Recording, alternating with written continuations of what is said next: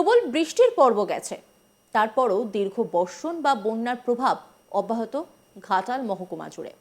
বন্যা কবলিত ঘাটালের দাসপুরে শীতের রাতে হঠাৎ হুড়মুড়িয়ে ভেঙে পড়ল বিশাল মাটির বাড়ি। আগাম বুঝতে পেরে সেখান থেকে পালিয়ে রক্ষা পেয়েছে পরিবার। তবে এরপরে তারা কোথায় আশ্রয় নেবে তা নিয়ে নানা রকমের সংশয় তৈরি হয়েছে। আপাতত শীতের রাতে ওই পরিবার প্রতিবেশীদের বাড়িতে আশ্রয় নিয়েছে। ঘটনাটি ঘটেছে পশ্চিম মেদিনীপুর জেলার দাসপুর 1 নম্বর ব্লকের বাসুদেবপুর গ্রাম পঞ্চায়েতের কলমেজোর গ্রামে।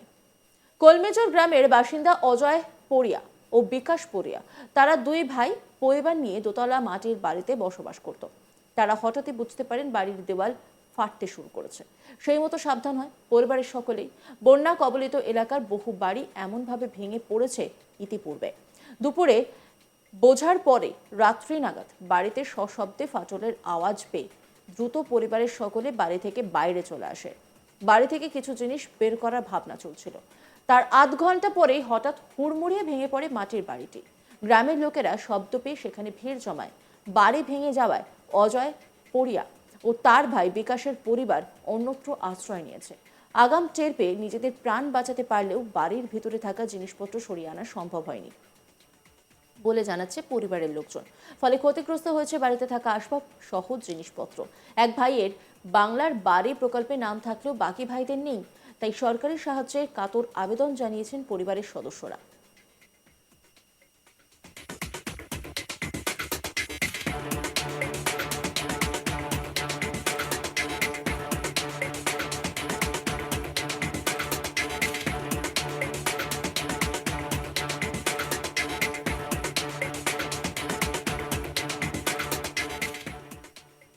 বাড়ির মালিক বিকাশ পড়িয়া তিনি কি বলছেন শোনাব আপনাদের।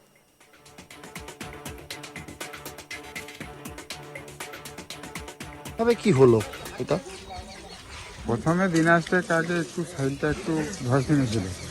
তারপরে আমরা জানি যে এটা হয়তো টিকে যাবে, সকলকে জিজ্ঞাসা করেছিলাম, বললো যে এখন কিছুদিন টিকে যাবে। তারপরে আমরা ঘর থেকে মোটামুটি দিন চারেক আগে সমস্ত কিছু মালপত্র বের করে দিই। কালকে হঠাৎ একটু দুপুর থেকে যখন মনে হলো যে কলকার বা ভেঙে পড়ে যাবে, তখন আমরা মোটামুটি মালপত্র না বার করেও নিজেরা প্রাণে বাঁচার জন্য বেরিয়ে। এখন কোথায় আছেন? অপরের বাড়ি। অপরের বাড়িতে 3টে ফ্যামিলি থাকতো, তাই তো? হ্যাঁ। আপনার নাম? বিকাশ পড়িয়া, বাড়ি কলমেজোর। প্রশাসনের কাছে কোনো সহযোগিতা এই মুহূর্তে পেয়েছেন? গিয়েছিলাম অঞ্চলে, তাতে তিরপল দিয়েছি।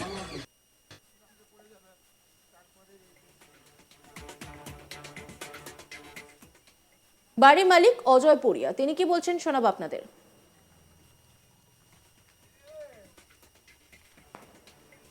এই বাড়িতে চারজন। কিভাবে বাড়িটা পড়লো, কি হলো, কি তখন কোথায় ছিলেন? আমরা তখন পাশের বাড়িতে চলে গেলাম, মানে দুপুর থেকে আনজানটা হচ্ছিল যে বাড়িটা পড়ে যাবে, এরকম একটা ফাটল ধরছিল। সেটা বুঝতে পেরেই আমরা তখন আমার ভাইয়ের বাড়িতে চলে যাই। কজন থাকতেন এই বাড়িতে? এই বাড়িতে থাকতাম আমরা 4 জন। এবার 4 জনের ফ্যামিলি কত মেম্বার সেটা বলবো না, কজন থাকতেন, ক ভাই থাকতেন আপনারা?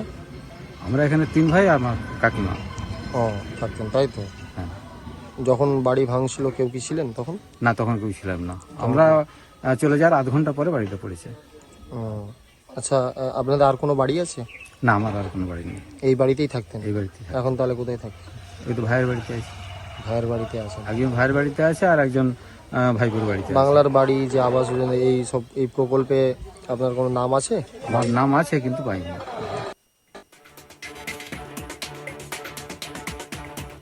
বাড়ির সদস্য জয়ন্তী পড়িয়া তিনি কি বলছেন শোনাব আপনাদের। কোন বাড়িটা ভাঙে কোথায় ছিলেন তখন? আমরা তখন আমাদের পাশের বাড়িতে গেছিলাম। বুঝতে পারছিলেন নাকি? হ্যাঁ, আগে থেকে বুঝতে পারছিলাম, কড়কড় মরমর আওয়াজ হচ্ছিল। আওয়াজ হওয়ার জন্য আমরা সেখান থেকে চলে গেছিলাম। আর এখন কোথায় আছেন তাহলে? এখন আমরা পাশের বাড়িতেই আছি, তো এখানে খাওয়া দাওয়া করে সেখানেই চলে যাবো। আর কোনো বাড়ি টাড়ি? না, আর কোনো বাড়ি নেই আমাদের। বাংলার যে বাড়ি প্রকল্প আবাস না, আমরা কিছু পাইনি। নাম আছে নাকি? না, নাম নেই আপনাদের? মোট কতগুলো ফ্যামিলি থাকতো এখানে? মোট মানে ওরা 4 ভাই, 4 জনে মানে 2 জন এখানে থাকতো আর 2 জন সেখানে থাকতো। দুজন থাকতো, তাই তো? দুজনে।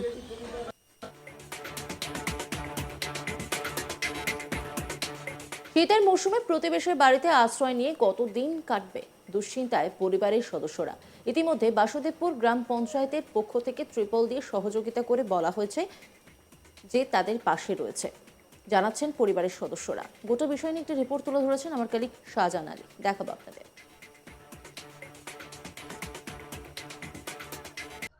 বন্যা বা বর্ষণ কিছুই নেই, তাহলেও যে বন্যা এবং অতি বর্ষণের পরোক্ষ প্রভাব এখনও অব্যাহত ঘাটাল মহকুমা জুড়ে। এখনও বহু পুরনো বর্ষণসিক্ত বাড়ি ভেঙে পড়েছে একের পর এক। নতুন করে ভেঙে পড়ল দাসপুরের কলমিজোড় গ্রামে পড়িয়া পরিবারের একটি পুরনো মাটির বাড়ি। তবে কোনোভাবে আগে থেকেই কিছুটা বুঝতে পেরে গিয়ে বা আঁচ করে সেখান থেকে সরে গিয়ে রক্ষা পেয়েছেন পরিবারের সদস্যরা। তবে নিজেরা বাঁচলেও বাড়ির কোনো জিনিসপত্রই তারা বের করতে পারেননি, যা নিয়ে রীতিমতো একটা চাঞ্চল্যকর পরিস্থিতি দাসপুরের ওই এলাকাতে। উল্লেখ করা যায়, গত কয়েক মাস আগে অবধি ঘাটাল মহকুমার বিস্তীর্ণ অংশ বন্যায় প্লাবিত ছিল। বহু বাড়ি ভেঙে গিয়েছে, বহু চাষ নষ্ট হয়েছে, বলা ভালো কয়েক শ কোটি টাকার সম্পত্তি নষ্ট হয়েছে। বাড়িঘর ও চাষ মিলিয়ে বিভিন্ন সম্পত্তি নষ্ট হয়েছে, রাস্তাঘাট সহ। সেই এলাকাতে বন্যা পরবর্তী বা অতিবর্ষণ পরবর্তী যে সমস্যাগুলো, তার মধ্যে অন্যতম ছিল সাপের উপদ্রব এবং বহু বাড়ি ভেঙে নষ্ট হয়ে যাওয়া, রাস্তাঘাট নষ্ট হয়ে যাওয়া। কিন্তু সেই বন্যা বা বর্ষণের এখন কোনো কিছুই নেই। হঠাৎ করে এই শীতের রাতে দাসপুরের কলমিজোড় এলাকায় পড়িয়া পরিবারের একটি পুরনো মাটির বাড়ি ভেঙে পড়ল নতুন করে। জানা গিয়েছে এই পড়িয়া পরিবার গত একদিন আগেই হঠাৎ দিনের বেলা তারা বুঝতে পারছিলেন বহু পুরনো এই দোতলা মাটির বাড়িতে ফাট নিচ্ছে। সন্ধ্যের সময় বাড়িতে যখন সবাই ছিল, সে প্রথম ফাটের কথা ভুলে গেলেও পরবর্তীকালে হঠাৎ সশব্দে ফাটটা বাড়তে থাকে। এরপরেই তারা আতঙ্কিত হয়ে পড়েন, বুঝতে পারেন বড় সড়ো কিছু দুর্ঘটনা ঘটতে চলেছে। তখনই পরিবারের সদস্যদের নিয়ে দ্রুত ওই বাড়ি থেকে বেরিয়ে প্রতিবেশীর বাড়ির কাছে গিয়ে দাঁড়িয়েছিলেন। তারপরে ভাবছিলেন যদি কোনো রকমভাবে বাড়ির থেকে থাকা বিভিন্ন টিভি বা অন্যান্য জিনিসপত্র কিছুটা বের করে নেওয়া যায়। যেমন ভাবছিলেন কিছুটা যাবেন বলে, ঠিক তখনই হঠাৎ হুড়মুড় করে পুরো বাড়িটি রাতের বেলায় সশব্দে ভেঙে পড়ে সেখানে। কোনো ক্রমে বাড়ি থেকে বেরিয়ে সবাই প্রাণে রক্ষা পেয়েছেন ঠিকই, কিন্তু বাড়ির ভেতরে থাকা যে সমস্ত জিনিসপত্র, টিভি, ফ্রিজ, আলমারি সহ যা জিনিসপত্র ছিল, গৃহস্থালির সমস্তটাই মাটিতে চাপা পড়ে গিয়ে নষ্ট হয়ে গিয়েছে। শীতের রাতে পুরো পরিবারের সদস্যরা সকলেই এখন বেঘর বলা যায়।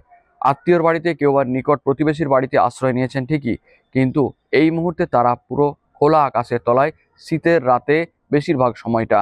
স্থানীয় পঞ্চায়েতের পক্ষ থেকে ত্রিপল বা সামান্য সহযোগিতা করা হয়েছে, কিন্তু তাহলেও এই মুহূর্তে মাথা গোঁজার জন্য যে শীতের রাতের ঠাঁই, তা কিন্তু প্রতিবেশীর বাড়িতেই নিতে হচ্ছে তাদের। অন্যান্য খবরের আপডেটের জন্য অবশ্যই নজর রাখুন আজ তাক বাংলার ইউটিউব স্ট্রিমিংয়ে। লাইক, কমেন্ট, শেয়ার এবং সাবস্ক্রাইব করতে ভুলবেন না।